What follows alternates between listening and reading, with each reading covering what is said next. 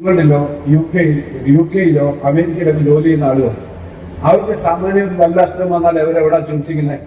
എവിടാ ചികിത്സിക്കുന്നത്? പറ, കടകാര്യമന്ത്രി പറ, എവിടാ ചികിത്സിക്കുന്നത്? ഇംഗ്ലണ്ട്, UK, അമേരിക്ക, അവരൊക്കെ പല്ലിന് പോടടയ്ക്കാൻ എവിടാ വരുന്നത്? അന്വേഷിച്ചാൽ മതി. കൂടുന്നുള്ളവർ ധാരാളം പേരുണ്ടല്ലോ പുറത്തൊക്കെ. അതെന്നെ വർത്താനാ കടകാര്യമന്ത്രി? ബാലഗോപാലൻ ചേട്ടൻ തന്നെ പറഞ്ഞാൽ മതി. ഞങ്ങൾക്ക് ആർക്കും അറിഞ്ഞുകൂടാത്ത എല്ലാ കാര്യങ്ങളും അറിയാവുന്ന ആളുകളല്ലേ, അങ്ങോട്ട് പറഞ്ഞു കൊടുക്ക്. 2 പല്ലിന് പോടടയ്ക്കണമെങ്കിൽ ഇംഗ്ലണ്ടിൽ നിന്ന് ഒരു വിമാനം പിടിച്ച് കേരളത്തിൽ വരും. കഴിഞ്ഞു. ആ സിംഹാസനം ബാലഗോപാലൻ ചേട്ടൻ സ്വന്തമാക്കി. ഇനി ആരുടെയും സ്വപ്നങ്ങളിൽ പോലും അത് കൈ കിട്ടത്തില്ല കേട്ടോ. ഇതിലും വലുത് അപ്പോ ഇനി വരാനേ പോകുന്നില്ല. 2 പല്ലിന്റെ പോടടയ്ക്കാൻ വേണ്ടി വിദേശത്ത് നിന്നും, അതായത് ഇംഗ്ലണ്ട്, UK, അമേരിക്ക എന്നിവിടങ്ങളിൽ നിന്നും ആളുകൾ വിമാനം പിടിച്ച് ഇങ്ങോട്ട് വരും. ആ 2 പല്ല് എന്നുള്ളത് ഒരു 4-5 പല്ലെങ്കിലും ആക്കായിരുന്നു. പോട്ടെ, തള്ളുമ്പോൾ നമ്മൾ അങ്ങേ അറ്റത്തെ തള്ളല്ലേ തള്ളത്തുള്ളൂ. അപ്പോൾ നിങ്ങൾ ചോദിക്കും, പിന്നെ ഇവിടുന്ന് ഒരുത്തൻ എന്തിനാണ് അങ്ങോട്ട് പോടടയ്ക്കാൻ വിമാനം കയറി പോകുന്നതെന്ന്. അതാണ് ഈ വൈരുദ്ധ്യാത്മക ഭൗതികവാദത്തിന്റെ കിഷ്ണിയുടെ താഴെയായിട്ട് വരുന്ന അതിസങ്കീർണമായിട്ടുള്ള ഒരു ഗുരുതരമായിട്ടുള്ള ഒരു രോഗാവസ്ഥ. അതൊക്കെ അറിയണമെങ്കിൽ പാർട്ടി ക്ലാസ്സിൽ പോകണം.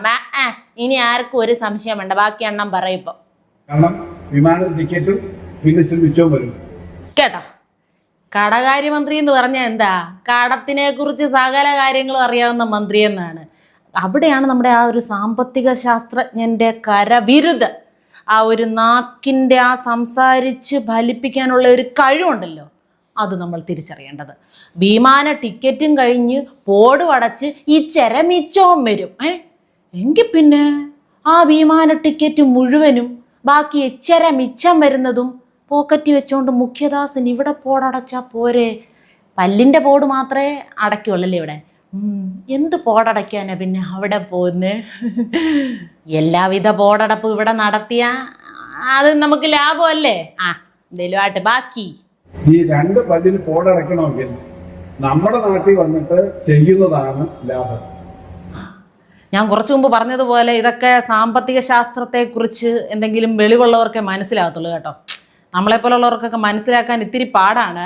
അതായത് ഈ ലാഭം എന്താണ്, നഷ്ടം എന്താണ് എന്ന് കണക്ക് കൂട്ടി കേരളത്തിന് നഷ്ടം വരുത്തി വെക്കുന്ന ആ ഒരു കടകാര്യമന്ത്രി എന്നുള്ള നിലയിൽ ഇപ്പോൾ കേരളത്തിന് ഇവിടെ കടമില്ലല്ലോ. കേന്ദ്രത്തിൽ നിന്ന് ഒരു നയാ പൈസ വാങ്ങാതെ, ഇപ്പോഴും കേന്ദ്രത്തിന് നേരെ പിച്ചച്ചട്ടി നീട്ടാതെ, എല്ലാം ഇവിടെ തന്നെ നമ്മൾ ഉണ്ടാക്കി ഉൽപ്പാദിപ്പിച്ച് നമ്മൾ വ്യവസായം ചെയ്ത് നമ്മുടെ ആളുകൾക്ക് വിതരണം ചെയ്ത് നമ്മൾ വളരെ സാമ്പത്തികമായിട്ട് മുന്നിൽ നിൽക്കുകയാണല്ലോ. മറ്റുള്ള സംസ്ഥാനങ്ങൾക്ക് കടം കൊടുക്കത്തക്ക വിധത്തിൽ, അല്ലെങ്കിൽ മറ്റുള്ള രാജ്യങ്ങൾക്ക് കടം കൊടുക്കത്തക്ക വിധത്തിൽ നമ്മുടെ സമ്പദ് വ്യവസ്ഥയെ കൈപിടിച്ചുയർത്തിയ ആൾ എന്ന നിലയിൽ ഇദ്ദേഹം പറയുന്ന ആ ലാഭത്തിന്റെ കണക്ക് ഒന്ന് നോട്ട് ചെയ്ത് വെച്ചോണം, ജീവിതത്തിൽ പ്രയോജനപ്പെടും.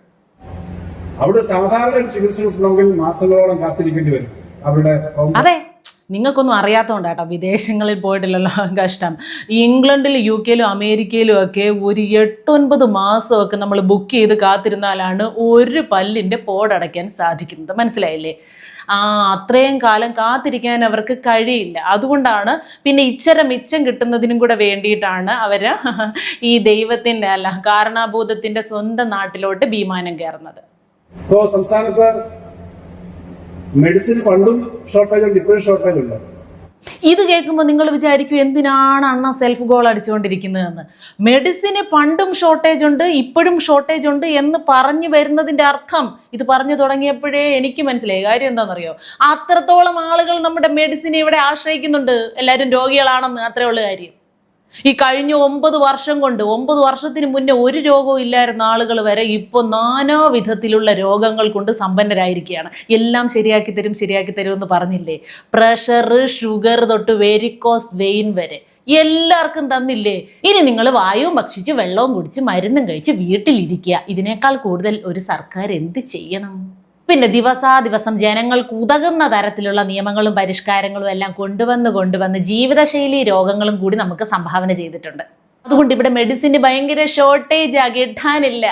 പണ്ടുണ്ടായിരുന്ന ഷോർട്ടേജ് പാരാസിറ്റാമോളിനോ ജലൂസിൻ അല്ലെങ്കിൽ ഇൻസുലിനോ പെൻസിലിനോ ഒക്കെ ആയിരുന്നെങ്കിൽ ഇപ്പൊ ഷോർട്ടേജ് ഉണ്ട്. എന്തിനാണ്? സ്റ്റെന്റിന്റെ ഷോർട്ടേജ് ഉണ്ട്.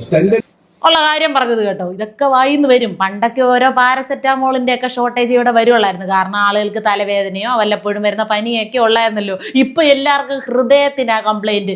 ഈ താങ്ങാൻ പറ്റാത്തതെല്ലാം കൂടെ വന്ന് വന്ന് വന്ന് വന്ന് വന്ന് മാക്സിമം ആളുകൾക്ക് പ്രായഭേദമന്യേ ഇവിടെ ഹൃദയാഘാതം 1 2 ഒക്കെ അറ്റാക്കും കഴിഞ്ഞിരിക്കുന്നവരാണ് മാക്സിമം പേരും. പിന്നെ എന്നും ഈ രക്തസമ്മർദ്ദം ഇങ്ങനെ കൂടിക്കൊണ്ടിരിക്കുകയല്ലേ. അപ്പോൾ ഇതെല്ലാം ഏൽക്കേണ്ടി വരുന്നത് ഹൃദയമല്ലേ. അതുകൊണ്ട് ഇപ്പോൾ സ്റ്റെൻറ്റിനാണ് ഇവിടെ ഷോർട്ടേജ്. എല്ലാ മനുഷ്യരും സ്റ്റെയിൻലെസ് സ്റ്റീലിലാണ് ഇപ്പോൾ ജീവിച്ച് പോകുന്നത് എന്നാണ് നമ്മുടെ ഉത്തരവാദിത്തപ്പെട്ട മന്ത്രി പറഞ്ഞു വരുന്നത്. കേരളത്തിൽ 42 ലക്ഷം കുടുംബങ്ങൾക്ക് ഒരു വർഷം 5 ലക്ഷം രൂപ വരെ ചികിത്സ കൊടുക്കുന്ന ചികിത്സ സൗജന്യമാണ്. കേരളത്തിൽ ഇങ്ങനെ രോഗികൾ ഇനിയും കൂടിയ ഈ 42 ലക്ഷം എന്നുള്ളത് എല്ലാവരും കൂടെ ആഞ്ഞു പിടിച്ച ഒരു 52-62 ലക്ഷം കൂടെ ഒക്കെ ആക്കണം കേട്ടോ ഈ ഒരു വർഷത്തിനിടയ്ക്ക്. അപ്പോൾ പിന്നെ അത്രയും കൂടെ എണ്ണം കൂട്ടി പറഞ്ഞ് അവർക്ക് വോട്ട് പിടിക്കാം. ഇതൊക്കെ ഒരു ക്രെഡിറ്റ് അല്ലേ. നമ്മുടെ നാട്ടിലെ രോഗികളുടെ എണ്ണം ഇങ്ങനെ ക്രമാതീതമായി വർദ്ധിക്കുകയാണ്. അതുകൊണ്ട് തന്നെ നമുക്കിവിടെ സ്റ്റെന്റിന് ഷോർട്ടേജ്, പാരസെറ്റാമോളിന് ഷോർട്ടേജ്, എന്തൊരു അങ്ങനെയുള്ള സ്ഥലമാണ്. അപ്പൊ ഇത് കേരളത്തിൽ വലിയ നേട്ടങ്ങളുണ്ട് ഈ ആരോഗ്യരംഗത്തെ പഠിക്കാനുള്ളതും പഠിപ്പിക്കാനുള്ളതും ചികിത്സയ്ക്കുള്ളതും. അതെ, അതുകൊണ്ട് കേരളത്തിലെ ആരോഗ്യരംഗത്ത് വളരെ കൂടുതൽ നേട്ടങ്ങൾ ഉണ്ടായിട്ടുണ്ട്. ഒരു രോഗം വന്നു കഴിയുമ്പോൾ അതിന് ഒരു വാക്സിൻ അല്ലെങ്കിൽ അതിനെന്തെങ്കിലും മെഡിസിൻ എന്നൊക്കെ പറഞ്ഞ് അതിൻ്റെ ഗവേഷണം അല്ലെങ്കിൽ അത് വാങ്ങിക്കാൻ വിദേശത്ത് പോകുന്നു എന്നൊക്കെ പറഞ്ഞ് അങ്ങനെ കുറേ നേട്ടം ഉണ്ടാക്കും.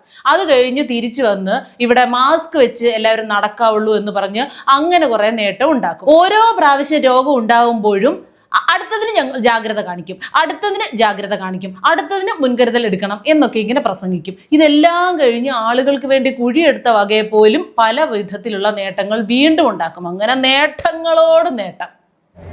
എഡ്യൂക്കേഷൻ ഹബ്ബാണ്. എഡ്യൂക്കേഷൻ ഹബ്ബാണ് കേട്ടോ. പക്ഷെ പഠിക്കാൻ പിള്ളേരില്ലെന്നേ ഉള്ളൂ. എഡ്യൂക്കേഷന്റെ മാത്രമല്ല മറ്റു പലവിധ കുൽസിതങ്ങളുടെയും കൂടി ഹബ്ബാണ് ഇവിടമെന്ന് ഇങ്ങനെ പബ്ലിക്കായിട്ട് അവിടെ നിന്ന് പറയാൻ മടിയുള്ളത് കൊണ്ട് കടകാര്യമന്ത്രി പറയുന്നത് കേട്ടോ. നമുക്ക് ബാക്കിയുള്ള കാര്യം ബാക്കി ലിസ്റ്റ് നമ്മുടെ കയ്യിലുണ്ടല്ലോ. ഗള്ളിന് ഗള്ള്, ഗഞ്ചാവിന് ഗഞ്ചാവ്, അവിഹിതത്തിന് അവിഹിതം, ഗൊലയ്ക്ക് ഗൊല എന്ന് വേണ്ട സകല സാധനങ്ങളുടെയും ഹബ്ബ് തന്നെ.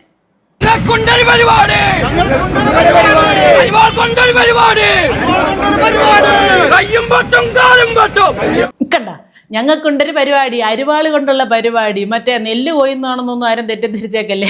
ഈ കൊയ്ത്തിന്റെ ആവേശം ആ പാടത്ത് പോയി കാണിച്ചിരുന്നെങ്കിൽ കാർഷിക മേഖലയെങ്കിലും രക്ഷപ്പെട്ടേനെ. കയ്യും വെട്ടും കാലും വെട്ടും വേണ്ടി വന്ന ഇതൊക്കെയാണ് ഞങ്ങളുടെ പരിപാടികൾ. ഈ വക പല കലാപരിപാടികളും മറ്റുള്ള സംസ്ഥാനങ്ങളിലും രാജ്യങ്ങളിലും ഒന്നും കാണാൻ കഴിയാത്ത തരത്തിലുള്ള വിവിധ തരം പ്രതിഭാസങ്ങളുടെ ഒരു ഹബ്ബ് കൂടിയാണ് കേരളമെന്ന് ഞാൻ പറയാൻ ആഗ്രഹിക്കുകയാണ് സുഹൃത്തുക്കളെ. ഒരു ശബ്ദം കേൾക്കുന്ന പോലെ മുഖ്യദാസന്റെ രക്ഷാപ്രവർത്തകർ അരിവാളും കൊണ്ട് ഇറങ്ങിയ സ്ഥിതിക്ക്. അപ്പൊ ശരിയേ, നാളെ കാണാം.